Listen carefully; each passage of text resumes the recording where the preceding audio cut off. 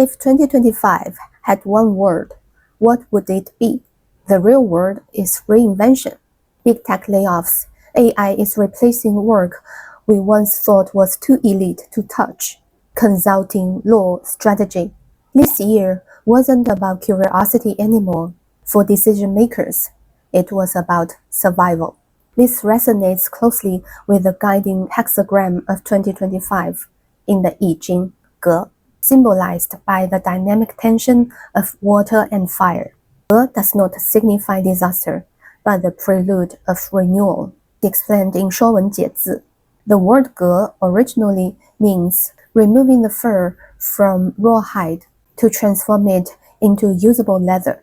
True transformation, therefore, is never about passive acceptance.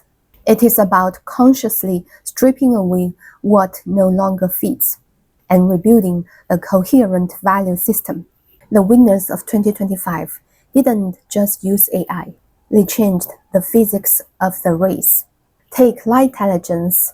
While everyone was screaming for more GPUs like kids in a candy store, they went back to first principles and bet on optical computing. Or look at Harvey. They didn't build a chatbot for lawyers because a faster horse didn't fix a broken cart. They redesigned the entire workflow. The lesson?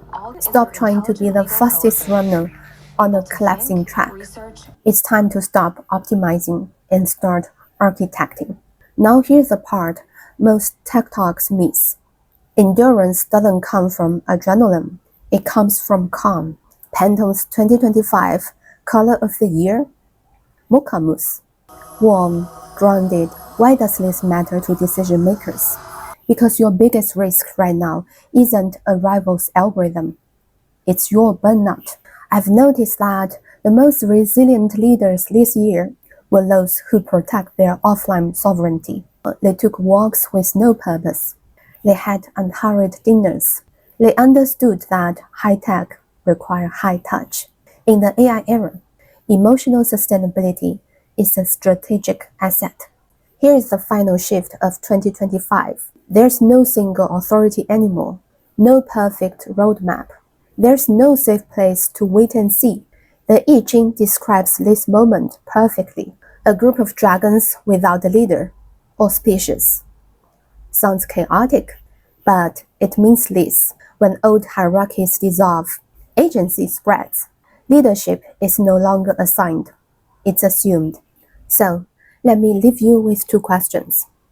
First, in 2025, what did you keep optimizing that actually needed to be stripped away? Second, in 2026, will you wait for the rules to stabilize, or will you help write them? History isn't written by observers. It's written by those who walk through the darkness and still choose to light the way. Let's turn these insights into your competitive advantage. For those ready to move from surviving to reinventing, let's connect for our 2026 briefings. Follow KellyOnTech, and let's stay ahead in the AI era together. Step by step, let's shape what's next.